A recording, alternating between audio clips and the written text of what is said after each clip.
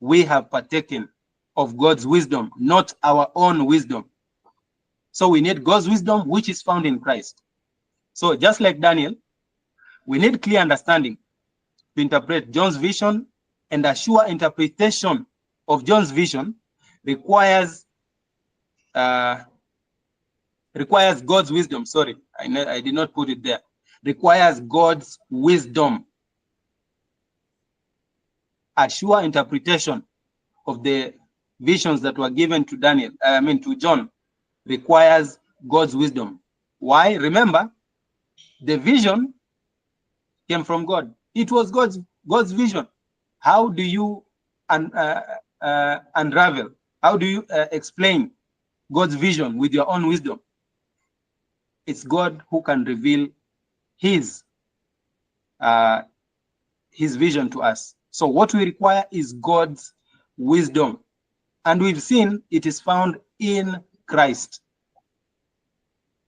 That wisdom is found in Christ. That's what we need. So I'll just read another verse in Daniel. Daniel chapter 2, verse 27-28. See what Daniel said. So Daniel answered in the presence of the king and said, the secret which the king had demanded cannot the wise men, the astrologers, the magicians, and the soothsayers shew unto the king. You see? So just in the same way as Daniel acknowledged that this issue, the secret that the king requires, cannot be the revelation of that cannot be made by wise men, by astrologers. It cannot come from men. In the same way, remember that vision came from God. So in the same way, we have to come to that understanding that Daniel had. But, verse 28, but there is a God in heaven that revealeth secrets and maketh known to the king Nebuchadnezzar what shall be in the latter days. You see, even John's vision, it is something that was that is to happen in the latter days. Maybe some of them, they already happened. Some of them are still yet to happen. And for us to understand what is yet to happen, just like Daniel understood, we require one thing: God's wisdom. There is a God in heaven who reveals secrets and is the one who makes known to us, either in the same way he revealed to Nebuchadnezzar, the same way he revealed to John. He is the one who is going to reveal it to us, because he shows us things that are yet to happen. As you've seen, he showed Nebuchadnezzar, he revealed, he make it known to King Nebuchadnezzar what shall be in the latter days. It's the same thing that he did with our brother John.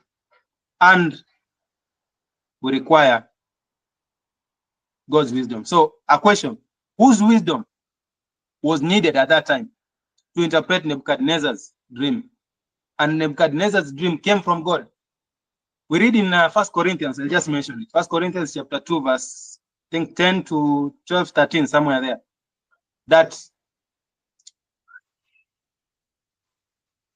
who can know? I'm just paraphrasing here. Who can know what is in the mind of God, apart from the Spirit of God which is in him? In the same way that what I know, in the same way that the Spirit, my Spirit is in me, it is my Spirit that knows everything about me. In the same way, God. So if there is anything that I need to understand about God, be it he has revealed it through some vision and all that, what I need is God's Spirit. I hope we can make that connection. So to understand God's vision and all that, what we need is God's wisdom and not our own understanding. We cannot depend on our own understanding. So just like that time, it was not wisdom of men that was needed, but wisdom of God. God's wisdom was required at that time. So we can move on to the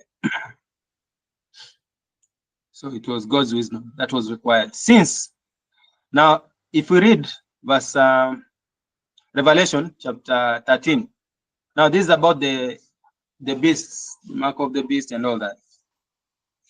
Revelation, sorry, Revelation chapter 13, verse 17 to 18. And that no man might buy or sell, save he that had the mark or the name of the beast or the number of his name.